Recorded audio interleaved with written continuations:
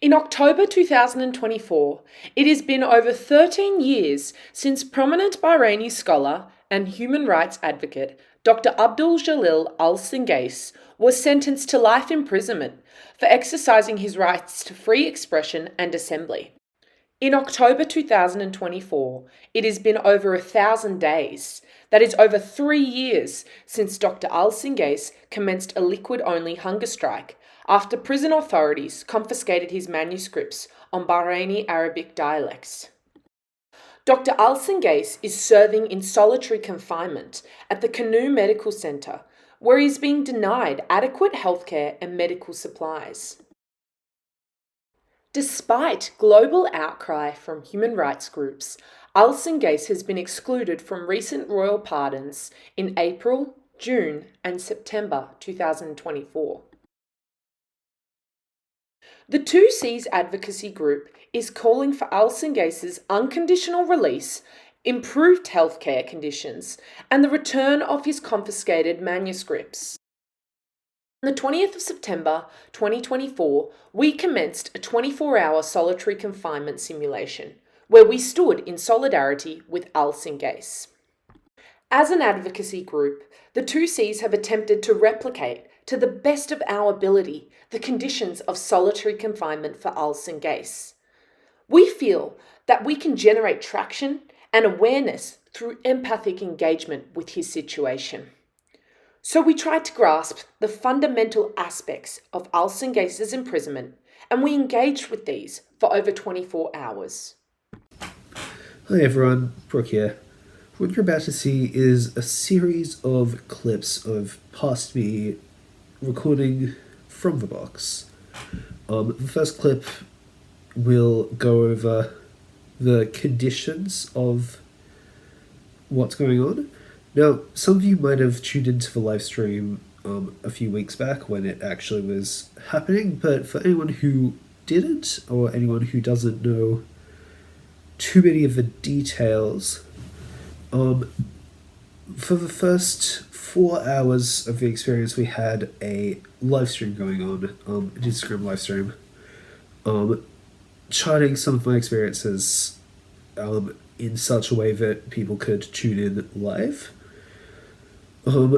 After that, we will mostly have these recordings. You will be the first people to see most of the latter half of the experience. I will insert these future me recordings once in a while throughout the experience to add context, add information, make things that I said, that past me said, make a bit more sense. But without further talk from me, let's get to the first clip. Hello and welcome to the cell. This is my first update from inside the box. It's been roughly 1 hour. You can see I am surrounded by cardboard. I'm going to show you a bit more. There's a phone up there filming for the live stream. You get to see me. So, we'll probably have described most of this from outside, but the conditions. I've been here for 24 hours. I get to leave only to use the bathroom. I have, for now, books and writing materials. Those will be taken away at 18 hours and 19 minutes, so 7:19 a.m. Until then, I'm in here. That's the first recording done. Hi. Update number 2. Had lunch. It was a nice lunch, nice egg sandwich. Still in here. I think we're about an hour and a half in. Starting to feel physically uncomfortable, but doing fine mentally and emotionally. This next clip comes after me eating lunch, so I'm going to explain a little bit about the food situation. So for the first 18 hours and 19 minutes, so until 7:19 a.m., I was allowed, we were pretty loose with food I was allowed, so obviously I couldn't go and get anything myself. But between the rest of the team and my family wanting me to be fed, I was able to get relatively ordinary food. After that 18 hours and 19 minutes was when we cut off all of my food intake. So the 18 hours and 19 minutes figure is approximately proportional to the point at which Dr. al-Singace began his hunger strike. Hello again, friends. We're approaching 3 hours now. I have finished one chapter of the book. The live stream's still going, though I'm not sure how many people are tuned in at the moment. Still in the books. Yeah, the physical discomfort's really getting to me. There's not really any space to stretch, not really any space to move around. Again, I'm still okay in terms of how I'm internally feeling. I would love to be able to talk to people right now, or anything of the sort, but I'm surviving. Mostly just working on reading through a book. The first few hours were, as I'll come to describe, not too much of a challenge in terms of keeping myself entertained, more of a challenge in terms of being confined to such a small space. Live stream is over. It's been about 4-ish hours, which is 1/6 of the way through. Feeling alright. I've managed to make sure the box has its structural integrity still intact.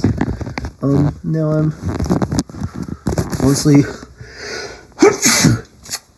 just gonna go back to reading. The structure bed's not too bad. I mean, yeah, I'm okay for the time being. Time will tell how we're feeling about that after another few hours. Okay, so I want to step in before the next clip to add some extra context for what's about to happen, because that was very much a clip recorded moments before disaster. So between this and the next clip, I realized that the stretcher bed I had been sitting on apparently was not happy with me sitting on it, let's put it that way, and had slightly folded in on itself. So, faced with a bit of a conundrum, while also being quite tired and a little stressed, as also the cardboard from the box was slightly collapsing around me a bit, I made the decision, I had a decision to make.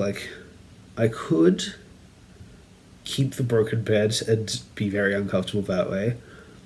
I could sit on the floor, which has its own problems, or I could go get a nicer chair and sit on that.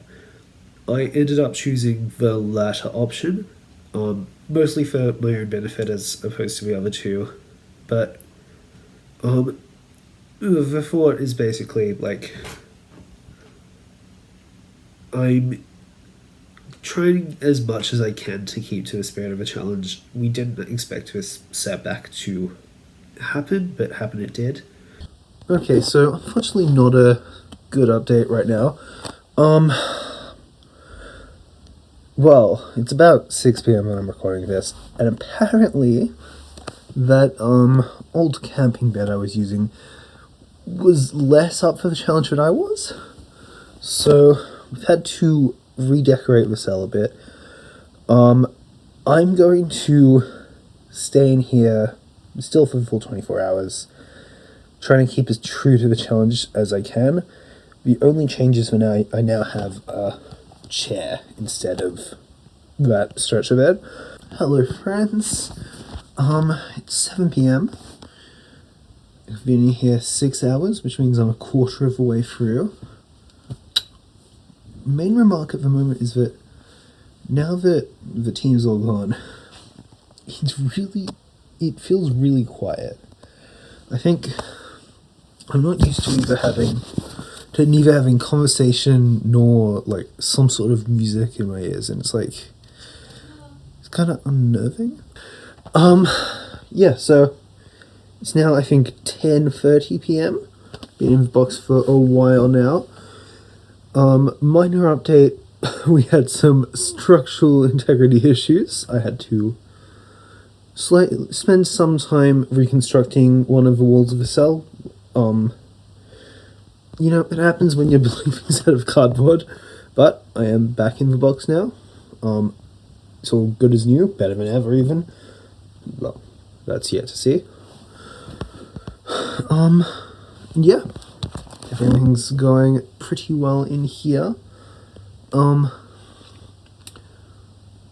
11 p.m. is my official, warden-sanctioned nights out time, so I'll give you an update then, when I figure out what I'm going to do for sleeping. I might just sleep in a chair. That probably is appropriate. Alright, farewell. Hello. Last update of the night. It is 11 p.m. I'm going to allow myself to go to sleep. I'm gonna set up something to sleep on, but I might just use this chair. Who knows? We'll figure it out. But this will be my last update until tomorrow morning. We're now at 10 hours in the box, 10 hours in the cell. Yeah, I've managed to keep myself some level of entertained, but I'm not looking forward to sitting in here with nothing tomorrow morning. Okay, so I'm going to cut out the next clip for time purposes. I rambled a bit in there, but to summarize, I did not sleep very well overnight. The box collapsed while I was sleeping, and I had to repair it again in the morning, which was great. And as I filmed it, I was about to give up the books I had and return to sitting in there with nothing but videos to record. Now, the next video you're about to see is me about an hour into that. Thank you. It's been about an hour. Time has moved very, very slowly. I'm sitting here, letting my mind wander.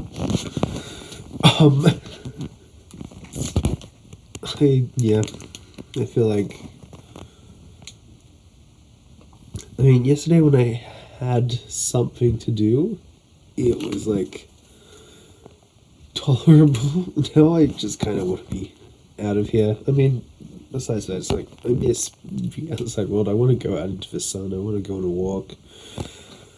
I want to talk to someone. I want to talk to people. Unfortunately, I will get to do both of those things tonight, but, Dr. al-Singace is indefinitely in prison. He doesn't have just a few more hours type thing that I do. He is in prison at the moment for life, and that's why we need to get him out.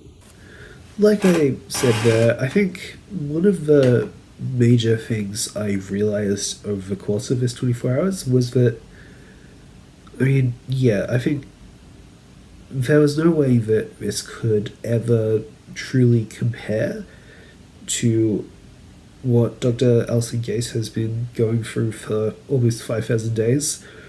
I mean, yeah, one day showed me how intolerable being in prison for life in those conditions was. It would be. But I think in a lot of ways, Dr. al-Singace's experience is still beyond comprehension in its severity. Oh, and by the way, I cut out another pretty rambly update, which basically said what future me, well, current me, just said anyway.